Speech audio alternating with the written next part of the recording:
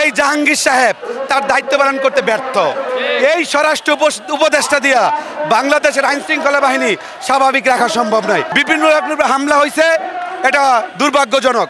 আরে বাইরে দুঃখজনক যে শব্দ চয়ন সেইটুকু যার ধারণা নাই, উনি কিসের আইন শৃঙ্খলা বাহিনী নিয়ন্ত্রণ করবে? তার আপনারা জানেন মাথায় আঘাতের ফলে তার সেলগুলো কাজ করতেছে না, সে মানুষের সাথে স্বাভাবিক কথা বলতে পারতেছে না, এইভাবে আহত করেছে।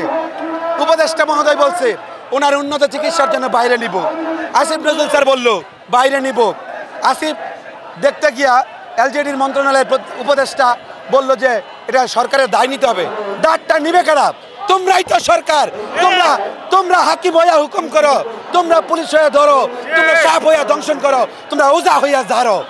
যদি না হয় তোমরা সরকারকে দায় দাও, আবার তোমরাই সরকার, আবার তোমরাই ব্যবস্থা গ্রহণ করো না।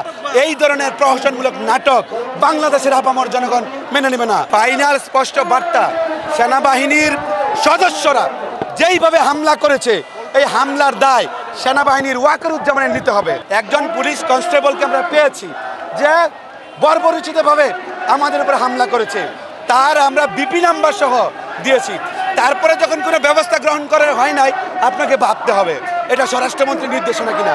আপনারা জানেন জাতীয় পার্টি তাদের সবচাইতে বড় দোষর ছিল, তাদেরকে বাংলাদেশের জমিনে নিকৃষ্ট শাসকের অন্যতম সহযোগী হিসাবে তাদের নিবন্ধন বাতিল করতে হবে।